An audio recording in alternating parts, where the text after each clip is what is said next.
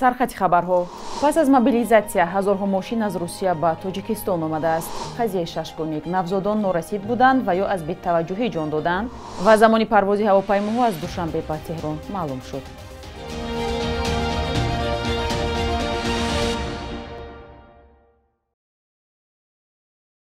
روز بخیر بیننده های عزیز، نوید بامدادی رو از دوشنبه تقدیم میکنیم. امروز جمعه 27 ینور. در یک سال اخیر به ویژه پس از آغاز جنگ بی‌دلیل روسیه در اوکراین، زیاد از 30,000 ماشین سبکرو با رقم و نشانی منطقه های روسیه به تاجیکستان آمده است. نمایندگان خدماتی گمرک تاجیکستان در یک پاسخ خطی به رادیو آزادی گفتند صاحبان ماشین ها شهروندان روسیه، ازبکستان و تاجیکستان بودند. نامه روز 26 ینور دسترس شد. حالا حرکت ماشین ها با رقم و نشانی منطقه های روسیه در راههای تاجیکستان افزوده است. صاحبان بعضی از آنها گفتند شهروندی تاجیکستان و روسیه را دارند و پس از اعلان سفربری نیروهای علاوگی به ارتش موقتا به کشور برگشتند. موبیلیزاسیا ماهی سپتامبر سال گذشته آغاز شد. مقامات روسیه گفته بودند با این معرکه افراد دو شهروندی که تجربه خدمت در ارتش را دارند جلب کرده خواهند شد. به حساب رسمی صدها هزار شهروند تاجیکستان همزمان شناسنامه روسیه را دارند. تنها در 9 ماه سال 2022 تقریبا 120,000 نفر این سند را دریافت کردند. معاون رئیس ولایت سوغد گفته است ششگانیک در یکی از تولدخانه‌های شهر خوجند از بیز مسئولیتی مسئولان نهادها از جمله دختران فهمیدند. زینور عظیمی این حرفها را روز 25 ینور در حضور نمایندگان اداره کار با زنان و عائله ولایت بیان داشت. با نوشته خبرگزاری آزیا پلوس، خانم عظیمی از همکاری زیچ نداشتن مقامات در منطقه ابراز تشویش کرده است. روز 11 ینور امسال در تولدخانه ولایت سوغد در شهر خوجند ششگانیک به دنیا آمد، ولی همه آنها یک روز عمر دیدند. پزشکان سبب مرگ پی همه 2 پسر و 4 دختر را به تولد برمحل پیوند دادند. نزدیکان به این چیز باور ندارند و بی‌مسئولیتی پزشکان را سبب مرگ ششگانیک می‌دانند. پس از فوت ششگانیک، نوریه دادابویوا مدیر تولدخانه ولایتی در سوغد از مقام برکنار شد. منابع رسمی قضیه او را بازنشستگی نامیدند. با اطلاع رسمی مقامات روسیه سال گذشته جنایتکاری میان مهاجران در آن کشور زیاده از 10% افزوده است. ایگور زوبوف معاون وزیر کارهای داخلی روسیه در جلسه پارلمانی کشورش گفته است در این مدت از جانب شهروندان خارجی 40,000 جنایت ثبت شده است. خبرگزاری رسمی تاس از قبل زوبوف نوشت با وجود این روسیه نمیتواند خارجیان را پورا بیراند چون به نیروی آنها نیاز دارد. ساختارهای حفظ حقوق روسیه با برخورد سخت و سنگین نسبت به شهروندان خارجی کارجو در این کشور معروفند. حامیان حقوق، پلیس و نهادهای دیگر را برای آن تاکید میکنند که مهاجران کاری را برای سهلانکاری‌های ناچیز به جوابگری مأموری و جنایی میکشند و از آنها چهره ناخوبی میآفرند. هر سال صدها هزار شهروند تاجیکستان برای کار در ساختمان و تجارت به روسیه میروند. مسکو شماره آنها را تا 2 میلیون نفر حساب کرده است. نورالله عبداللهیف، هنرپیشه مردمی تاجیکستان که با نقش‌های بیاد ماندنی و برنامه‌های پند و اندرزیش معروف است، چند پیش خبر داده بود که بیمار شده است. روز 26 ینور در صحبت با رادیو آزادی گفت حال صحتیش خوب است و در پی تهیه برنامه‌های نو. از او درباره کار و زندگیش و مسائل دیگر پرسیدیم و پاره از آن را همراه می‌بینیم. اگر نسل کلانسال شما را همچون هنرمند تئاتر و کینو و روی شناسند و نسل بعدی و جوانان شما را همچون مؤلفی برنامه تربیوی بغرض پند بیشتر میشناسند و بگوید که این برنامه کجا شد؟ تا هنوز هم پخش و نشر می شود یا نامش عوض شد؟ می شود. برنامه در همان کانال یکم ما، کانال تاجیکستان بجاست و هر ماه 2 بار نمایش داده می شود، فقط با نام اندرز نیاگان و البته باعث تأسف است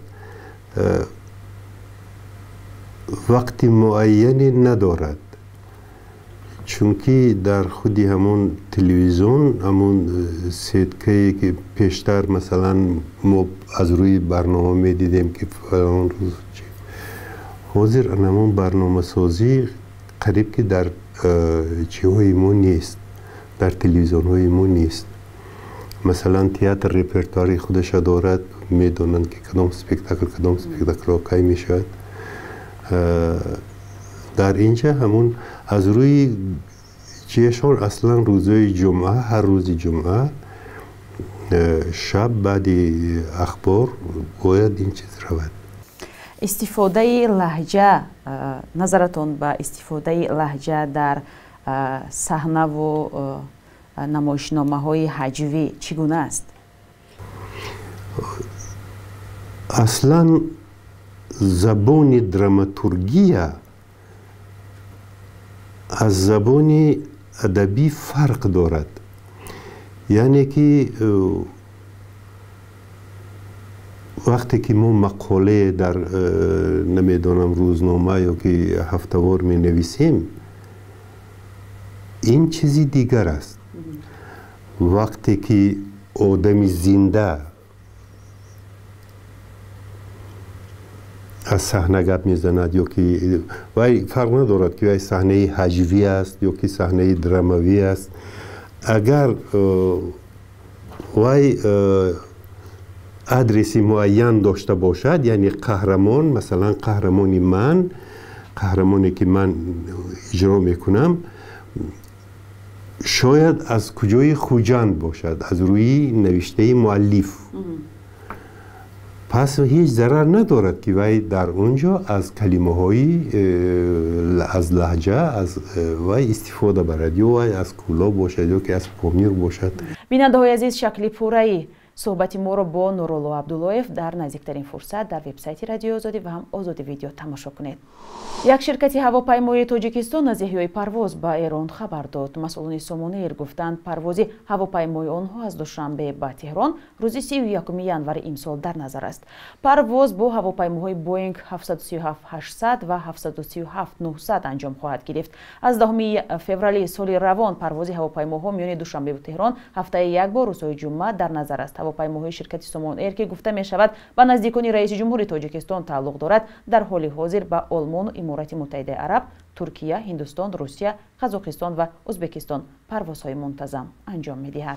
بخش یک روزی تاریخ را همکاری مخیرمان بخوزاده تقدیم می کند. حادثه های مهمی که در روز 27 ینور در سالهای گوناگون روی دادند.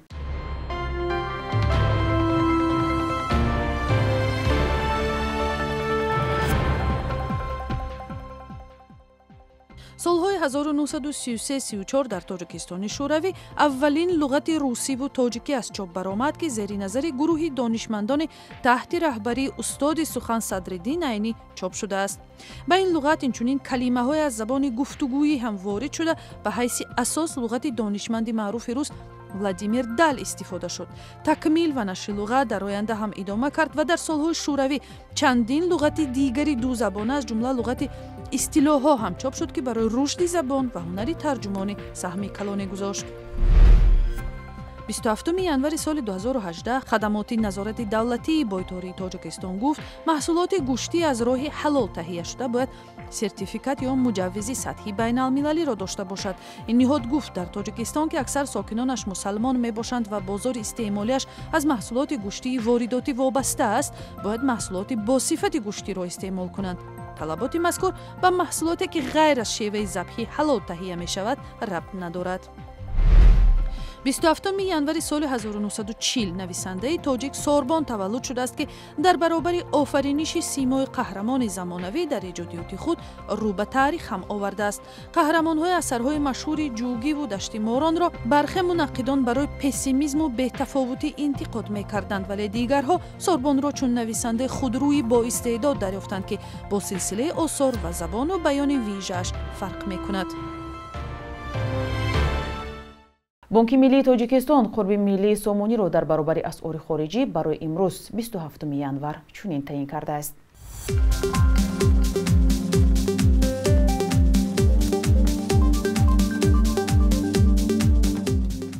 شما نویدی بامدادی را دیدید. نظر و پیشنهادهای خود را هم نویسید. تا صحبتی دیگر در همین برنامه، خدا نگهدار.